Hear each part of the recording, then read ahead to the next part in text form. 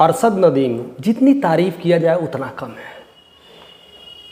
इस दुनिया में बहुत सारे एक से एक लोग हैं, एक से एक एथलेटिक्स हैं, लेकिन अरशद नदीम ने पूरी इतिहास को बदल दिया है। यानी 100 साल के इतिहास में ऐसा पहली बार हुआ है जो इतना लंबा भाला फेंका है। यानी 92.97 का रिकॉर्ड अभी तक 100 साल में किसी ने नहीं बना पाया, वो नदीम ने कर दिखाया। और इस वजह से नदीम को पूरी दुनिया देख रही है, पूरी दुनिया उसे आशीर्वाद दे रही है, पूरी दुनिया उस पर फिदा है, क्योंकि ऐसा कारनामा आज तक किसी ने कर पाया। और दूसरी सबसे मज़ेदार बात है, पाकिस्तान में आज तक एक सिंगल गोल्ड या गोल्ड क्या कहें, एक मेडल तक नहीं लिया। 32 साल तक पाकिस्तान में सूखा हुआ था ओलंपिक को लेकर के, एक भी न सिल्वर न ब्रोंज कुछ नहीं। लेकिन जैसे ही आया तो सीधा गोल्ड, एक ऑटोमेटिक कहता ना कि मिला तो गोल्ड, नहीं तो कुछ भी नहीं। इसमें पाकिस्तान में तो खुशी का खैर कहना ही नहीं होगा, कितनी खुशी होगी, कितनी बातें होगी, कितनी सारी चीज़ें होगी। और यह सफलता ये अपने आप में बेमिसाल है। और यह कारनामा करने के लिए बहुत सारे तकलीफ़ों का उन्होंने कहते ना, तकलीफ़ों को सहा है, तकलीफ़ों से गुजरा है। हम सोचते हैं कि बस ऐसे ही कुछ हो जाता है, लेकिन नदीम के कहानी में कुछ अलग ट्विस्ट है। उन्हें ऐसा था कि जैवलिन थ्रो खरीदने तक के पैसे नहीं थे, मात्र 2 साल हो रहे, खरीदने तक के पैसे नहीं थे। और किसी तरह से कोई क्रिकेट बोर्ड की तरफ से या और सरकार की तरफ से कई सारे जगह उन्हें मांगना पड़ रहा था, पैसे मांग के स्पॉन्सरशिप किया गया, और तब जा करके वो जैवलिन के लिए तैयार हुए थे। ऐसे हैं नदीम। और भी उनकी बहुत सारी ऐसे ऐसे कहानियाँ जो खास करके वायरल हो रही है, और जिन्होंने जिस तरह से वो फेंका वायरल, वो अपने आप में एक नया है, एक अपने आप में एक नया कुछ बताने जा रही है और एक नया इतिहास रखने जा रही है। क्योंकि आज तक अभी तक मैंने भाला फेंकने का एक अलग तजुर्बा होता है, और वो तजुर्बा से आगे खेल रहे हैं।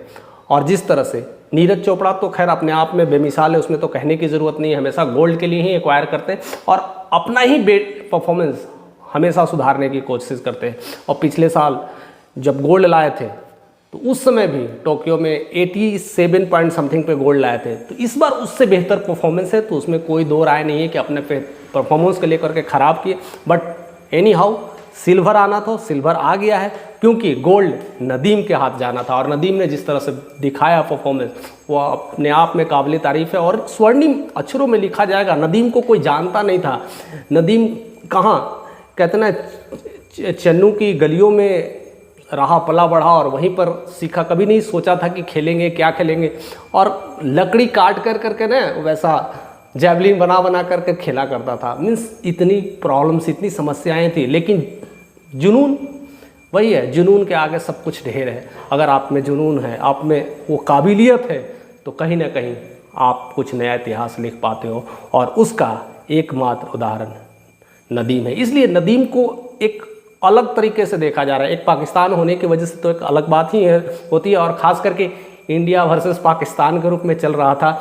जिस तरह से नीरज और नदीम खेल रहे थे, तो दोनों तरफ से इंडिया और पाकिस्तान के नारे तो लग रहे थे, लेकिन नदीम ने जीत करके बता दिया है कि वो पाकिस्तान का नहीं, वो वर्ल्ड वाइड प्लेयर है। इसलिए पूरी दुनिया से उसे स्वागत के फूल मिल रहे हैं, पूरी दुनिया उसे स्वागत कर रही है और हर कोई उन्हें रेस्पेक्ट दे रहा है। और सबसे बड़ी बात है कि एशिया में यह गोल्ड आया है, और यह काफ़ी बहुत ज़्यादा इम्पोर्टेंस रखता है। और ख़ास करके हम तो लाए हैं सिल्वर, हमारे पड़ोसी ने ही गोल्ड ला दिया, तो बहुत अच्छा किया। इस बार हम इस लड़ाई को भूल कर करके, इस बार पहली बार जब गोल्ड लाया तो इंडिया भी तारीफ़ कर रहा है नदीम को।